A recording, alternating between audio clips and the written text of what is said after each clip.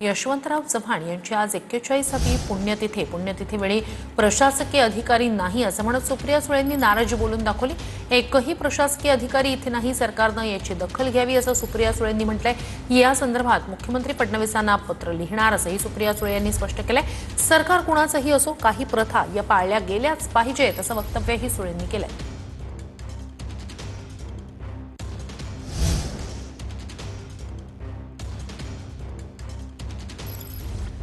प्रशासनाकडून मला काय फार इथे हालचाल दिसत नाहीये। मी जरूर महाराष्ट्राच्या माननीय मुख्यमंत्र्यांना पत्र लिहिणार आहे। हे खूप जड अंतःकरणाने म्हणते की आज प्रशासन मला इथे कुठेच दिसत नाहीये। तर दुर्दैव आहे की महाराष्ट्र सरकारने या गोष्टीची फार गांभीर्याने नोंद घेतली पाहिजे आणि मी स्वतः महाराष्ट्राच्या माननीय मुख्यमंत्र्यांना आजच पत्र लिहिणार आहे की ही गोष्ट हे म्हणजे सरकार कोणाचंही असू दे, इलेक्शन्स येतील जातील, सरकारही येतील जातील, पण काही प्रथा ह्या पाळल्याच गेल्या। मनमाड नगर परिषद निवडणुकीच्या रणधुमाळीत एक दुर्दैवी घटना घडली। ठाकरेंच्या शिवसेनेचे उमेदवार नितीन वाघमारे यांचं निधन झालंय। नितीन वाघमारे यांचं मध्यरात्री हृदयविकाराच्या झटक्यानं निधन झालंय।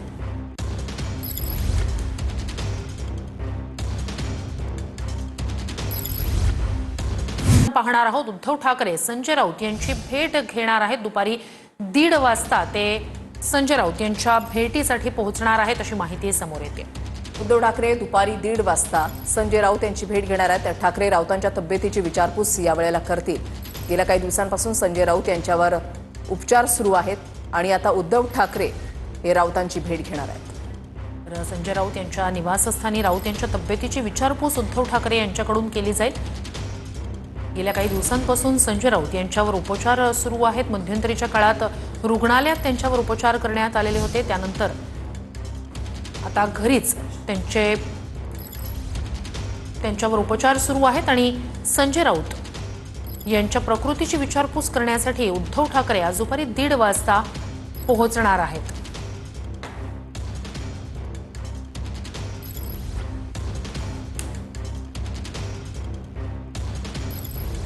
उद्धव ठाकरे संजय राऊत यांच्या प्रकृतीची विचारपूस करणार आहेत। दुपारी 1:30 वाजता उद्धव ठाकरे संजय राऊतांची भेट घेणार आहेत।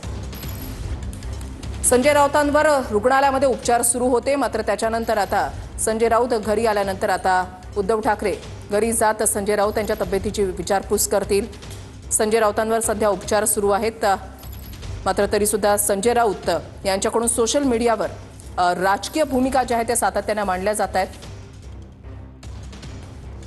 आणखीन एक महत्त्वाची बातमी, स्थानिक स्वराज्य संस्थांच्या निवडणुकीवर टांगती तलवार आणि आज सुनावणी होणार आहे। महत्त्वाची बातमी आपण पाहताय, 159 स्थानिक स्वराज्य संस्थांमध्ये 50% आरक्षणाची मर्यादा ओलांडल्याचा दावा आहे। आरक्षणाची मर्यादा ओलांडल्यानं सुप्रीम कोर्टानं सरकारवर ताशेरे ओढलेले आहेत। निवडणुकांना स्थगिती देण्याचा खंडपीठाचा इशारा आहे। महत्त्वाची बातमी आपण पाहताय आणि यातून मार्ग काढण्यासाठी राज्य सरकारमध्ये चर्चा झाल्याची माहिती आहे। सरकारच्या वतीनं कोणती भूमिका घ्यायची यावर चर्चा झाल्याची माहिती आहे। सुप्रीम कोर्टात होणाऱ्या आजच्या सुनावणीकडे सगळ्यांचं लक्ष लागलेलं आहे। सरकारच्या वतीनं कोणती भूमिका घ्यायची यावर चर्चा झाल्याची माहिती आहे। स्थानिक स्वराज्य संस्थेच्या निवडणुकीसंदर्भात आज सुप्रीम कोर्टामध्ये महत्त्वपूर्ण सुनावणी होतीये। स्थानिक स्वराज्य संस्थांच्या निवडणुकीवर टांगती तलवार। 159 स्थानिक स्वराज्य संस्थांमध्ये 50% मर्यादा ओलांडल्याचा दावा आहे। यात 17 जिल्हा परिषदा, 83 पंचायत समित्या, 2 महापालिका आणि 57 नगरपालिका नगरपंचायतींचा समावेश आहे। आरक्षणाची मर्यादा ओलांडल्यानं सुप्रीम कोर्टानं राज्य सरकारवर ताशेरे ओढले। सुप्रीम कोर्टाच्या आदेशाचा आपल्या सोयीनुसार अर्थ लावल्यानं कोर्टानं नाराजीही व्यक्त केली आहे। तर निवडणुकांना स्थगिती देण्याचा खंडपीठाचा थेट इशारा आहे। प्रत्येक स्थानिक स्वराज्य संस्थांमध्ये ओबीसींना किती आरक्षण द्यावं याचा बांठिया आयोगाचा अहवाल। राज्य सरकारने बांठिया आयोगाचा अहवाल स्वीकारलाय।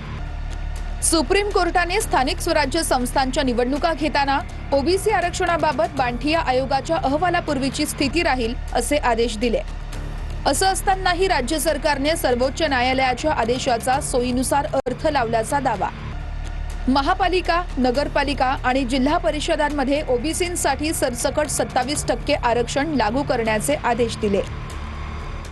दरम्यान आजच्या सुनावणीकडे विशेष लक्ष आहे। यातून मार्ग कसा काढता येईल यासाठी राज्य सरकारमध्ये चर्चा झाल्याची ही माहिती आहे। आजच्या सुनावणीत राज्य सरकारच्या वतीनं कोणती भूमिका घ्यायची याबद्दलही चर्चा झाली. दरम्यान आरक्षणाची मर्यादा ओलांडलेल्या पालिका निवडणुकांना स्थगिती मिळू शकते असाही अंदाज आहे. 50% आरक्षणाची मर्यादा ओलांडल्याचा दावा, निवडणुकांना स्थगिती देण्याचा कोर्टाचा इशारा. 17 जिल्हा परिषदा, 83 पंचायत समित्या, 57 नगरपालिका नगरपंचायती, 2 महापालिका, एकूण 159 स्थानिक स्वराज्य संस्था. स्थानिक स्वराज्य संस्थांमध्ये आरक्षणाचा प्रश्न निर्माण झालाय. दरम्यान कोणत्या ठिकाणी किती आरक्षण लागू झालंय पाहूया. नंदुरबारमध्ये 100%, पालघरमध्ये 93%, गडचिरोलीत 78%, धुळ्यामध्ये 73%, तर नाशिकमध्ये 72% आरक्षण लागू झालंय. तर अमरावती, चंद्रपूर, यवतमाळ आणि अकोल्यात 60 ते 70% आरक्षण लागू झालंय. दरम्यान नागपूर, ठाणे, वाशिम, नांदेड, जळगाव, हिंगोली, वर्धा आणि बुलढाण्यामध्ये 51 ते 60% आरक्षण लागू झालंय. तिन्ही आरक्षणांची बेरीज केल्यानंतर काही ठिकाणी ते 50%च्या वर गेलं आणि त्यामुळे काही याचिका सादर झाल्या. त्या याचिकांवर सुनावणी सुरू आहे आणि गेल्या 2 सुनावणींच्या दरम्यान 50%पर्यंत आरक्षण ठेवावं असं सर्वसाधारणपणे एक सूर आहे. आणि त्या संदर्भात आज सर्वोच्च न्यायालय काय आदेश देतं किंवा राज्य सरकार आणि राज्य निवडणूक आयोग या संदर्भामध्ये काय भूमिका घेतं किंवा त्यांचा प्लॅन काय, हे ज्यावेळी आज कळेल त्यानंतरच आता निवडणुकींचा पुढची जी काही दिशा आहे ती ठरेल. मुळामध्ये हा खरं तर आमच्यावर अन्याय आहे.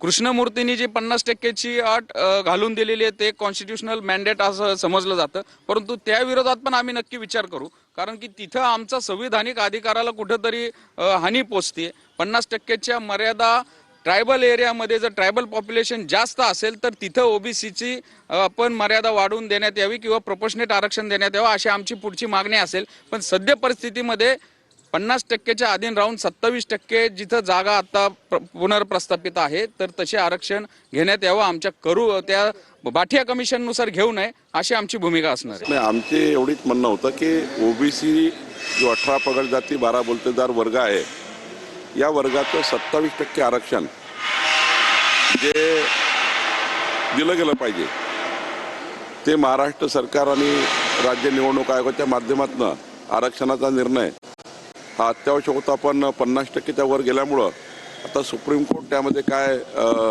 भूमिका घेते महत्त्वाचं आहे. जो काही सुप्रीम कोर्टाचा निकाल असेल त्याला आम्ही